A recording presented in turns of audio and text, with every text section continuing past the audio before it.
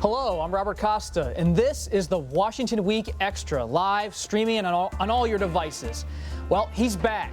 Senator Bernie Sanders put his hat in the ring this week for the 2020 presidential race. What obstacles might he face on the road to the Democratic nomination? And how has that party evolved since he last ran for the presidency? Here to discuss it, Amna Nawaz, national correspondent for the PBS NewsHour. Philip Rucker, White House bureau chief for the Washington Post. Mark Mazzetti, Washington investigative correspondent for the New York Times. And Molly Ball, national political correspondent for Time magazine. Senator Sanders is one of an ever-growing number of candidates who have their sights on the Oval Office. I'm running for president because a great nation is judged not by how many billionaires and nuclear weapons it has, but by how it treats the most vulnerable. Time magazine's cover story right here looks at the most diverse field ever. Senator Sanders, as you remember, was the runner-up in 2016, but that was a very different field.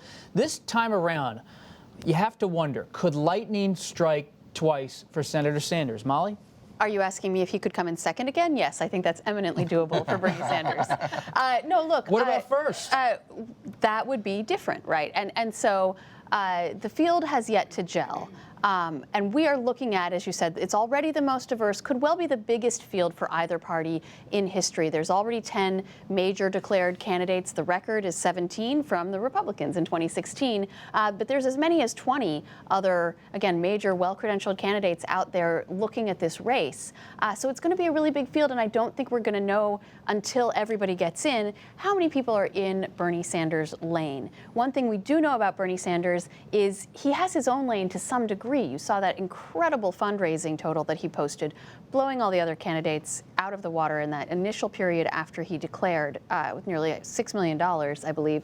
That's a lot, and it shows you that Bernie's people, at least some of those hardcore Bernie people, are still going to be with him. They're not looking for a different candidate who espouses similar policies, like in Elizabeth Warren. They're not looking for just whoever it is who isn't Hillary Clinton, which was certainly part of Bernie's vote in 2016. So if you look at polls, which aren't predictive at this point, but tell you where people's hearts are, he's getting double digits, as much as 20% of the national and early state Democratic vote. But again, we don't know who all is going to be in the field. We make the case in our cover story in Time magazine this week that there really is no front runner, that even though Bernie Sanders and Joe Biden lead in these early polls, there's not an establishment consensus front runner. There's not someone who's scaring everybody else out of the field the way Hillary Clinton did 4 years ago. It's really the most up in the air race in a generation since probably 1988. Amna, on the issues, Senator Sanders, Medicare for all, talking about expanding payments and subsidies for education, really being someone on foreign policy who's not a hawk. Mm-hmm. He's pulled the party to the left. He did it in 2016. The party's moved more in his direction. Why is there so much skepticism in the Democratic Party about Senator Sanders, despite what Molly just laid out, his strong standing in the polls and the way he's changed the party's positions in some respect? Look, I think Molly's exactly right when she mentioned his hardcore supporters. It's no surprise he has a loyal base of supporters. They haven't gone away. It's also true that they are mostly young and mostly male. And the two groups he had the most trouble with in 2016 were older women and voters of color. Now, if you look at how the Democrats did in 2018, those are two groups they now realize they cannot take for granted, and they cannot discount the political power of. All of their historic gains in Congress were put on the backs of the candidates who represented and spoke for those groups. Bernie Sanders has not fixed that problem that he had in 2016. So the question I keep coming back to echo what Molly was saying, and I had this basketball coach in high school when I played center, which is another story. But if I was hanging out in the paint too long, he would say, "What is your purpose? Go to the top of the key, mix things up a little bit." I'm not sure what Sanders' purpose is in the party at this point. To your point, well, he wants to win. Sure, he wants to win, but he moved everyone to the left on a number of key issues. All those ones that you mentioned now, the talking points he has, pot legalization, criminal justice, environmental regulations, that is all done. Those things no longer set him apart in this current field. Mark? And there's this lingering anger, right, about what he did in 2016, right? He weakened Hillary Clinton just enough, siphoned off enough of her support so that she was weaker when she ran against Trump and Trump won, right? And so there's this feeling that he may not be the nominee, but he might have enough of this hardcore support to weaken whoever the nominee is and therefore strengthen the chances of Donald Trump. And most Democrats, the one thing they care about is Donald Trump doesn't become president for a second term, right? So that's the fear and the groan that you hear among Democrats. Phil, when we were covering 2016, Senator Sanders had this movement-style politics, and you look at the field now, even the potential field too. Beto O'Rourke, the Texas congressman, Senator Harris from California, drawing big crowds wherever they go. Does Senator Sanders face competition in that movement side of the Democratic Party, that energy? Absolutely. And, you know, part of what fueled Bernie Sanders' campaign in 2016 is he was the only, really strong option for Democrats if they didn't want Hillary Clinton. And she was such a flawed candidate that so many progressives, so many Democratic activists wanted something else, and they just gravitated around Bernie. Now they have 20 options, maybe more.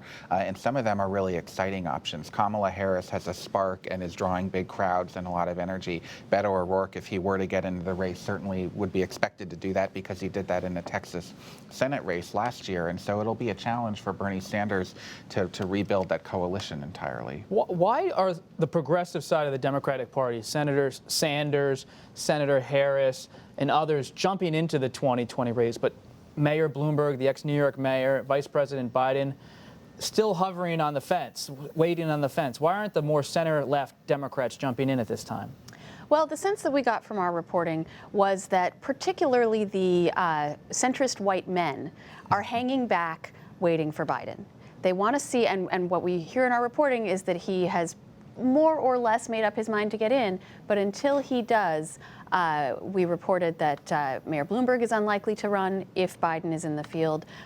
Former Virginia Governor Terry McAuliffe unlikely to run if Biden gets in the race. If he doesn't, then there is perceived to be an opening for a moderate old white dude.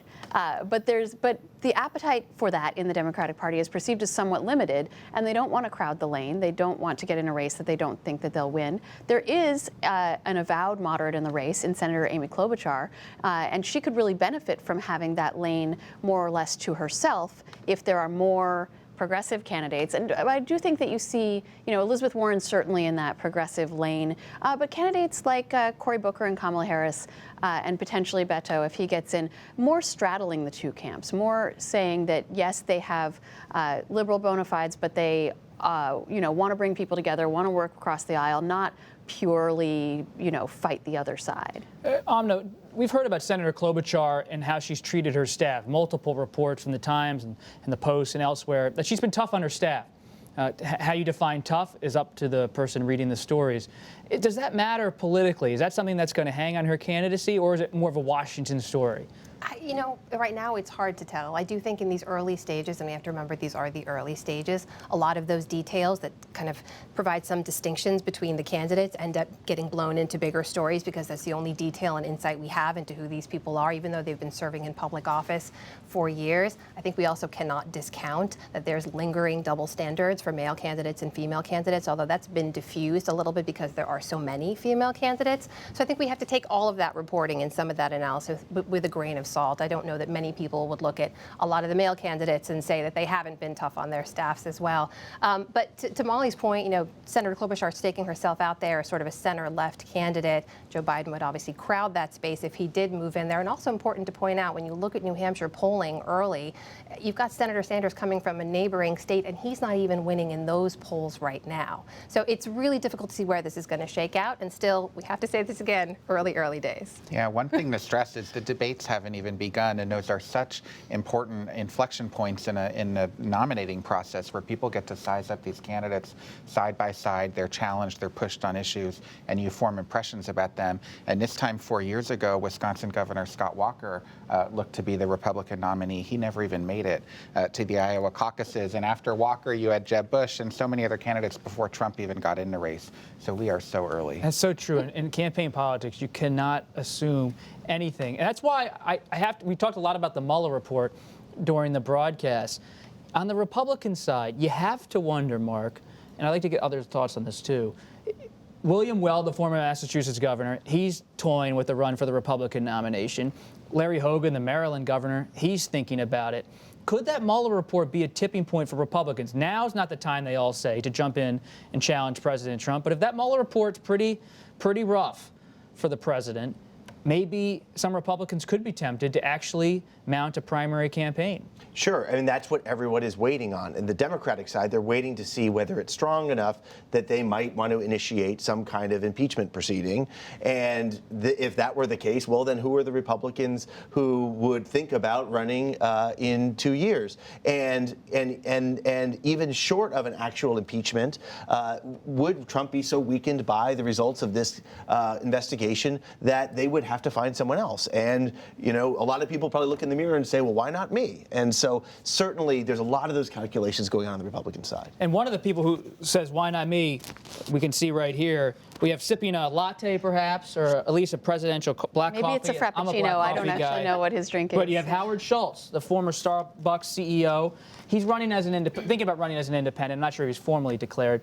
And you have Schultz thinking about it. He could, even if Weld and Hogan never run or never really run real campaigns, could Schultz pull some Republicans into an independent campaign in the way Ross Perot did with his bid in 1992? That's certainly the pitch that he's making. And he might not even be the only one. If you hang around a lot of Washington cocktail parties, you hear a lot of hankering for some kind of independent candidacy. What about among voters? Those people get to vote, right? Maybe some of them even live in swing states. But the point being, yes, there's a lot of discontent in America right now with the two political parties. Howard Schultz is not wrong about that. However, it is fascinating to see the firestorm, not to say panic, that his potential candidacy has provoked, particularly among Democrats who really think that, you know, now is not the time with so much on the line. They see the stakes here as existential. They really think that the Democratic nominee is going to have to save the Republic from Trump.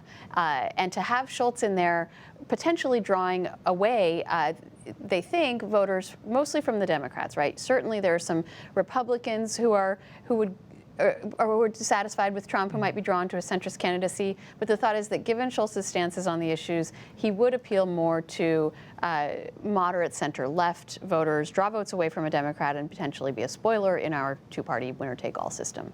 Before we go tonight, while the 2020 campaign heats up, there is a last unresolved contest that's been hanging around for a while that's now headed toward a special election in North Carolina's consistently Republican 9th Congressional District. After weeks of investigations into widespread alleged voter fraud to support Republicans, the State Board of Elections voted Thursday to set up a new election. The allegations centered around political operatives who allegedly sought to aid a Republican candidate, Mark Harris, by illegally collecting and filling out absentee ballots in his favor. On Thursday, Harris called for a new election. I believe a new election should be called. It's become clear to me that the public's confidence in the 9th District seat general election has been undermined to an extent that a new election is warranted. The vote count from November's election had Harris leading Democrat Dan McCready by a few hundred votes. McCready has announced his intent to run in the new election, but it's unclear whether Mr. Harris will run.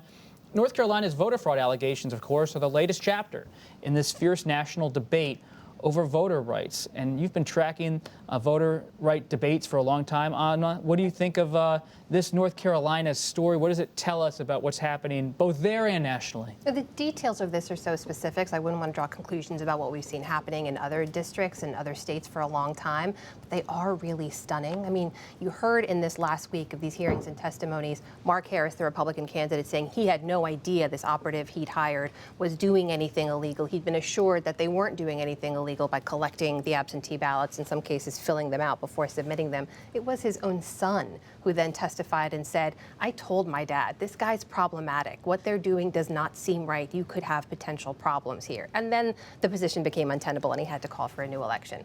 It does, however, bring into focus a larger issue we have in our elections year after year, which lingers and does not get enough attention and does not get measured. And the things we don't measure, we cannot fix. You have the president on one side calling again and again for vast investigations into voter fraud, meaning people illegally voting. We all know. Evidence shows, data shows, study after study shows, the real problem we have in our elections is that enough people do not have their legal access to the vote. And that will continue to dominate discussions in this election in 2020.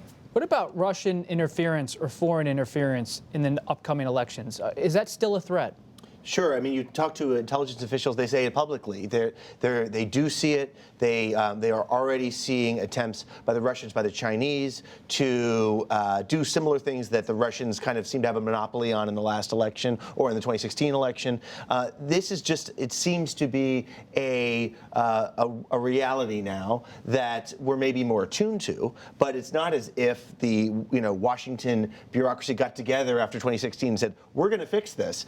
They've complained about it, but there's been nothing that has really been done to coherently deal with the next presidential election. So expect a lot of the same problems. That's it for this edition of the Washington Week Extra. You can listen wherever you get your podcasts or watch on the Washington Week website. I hope you watch it live now, and you can watch it live streaming every Friday as well. I'm Robert Costa. Thanks for joining us, and see you next time.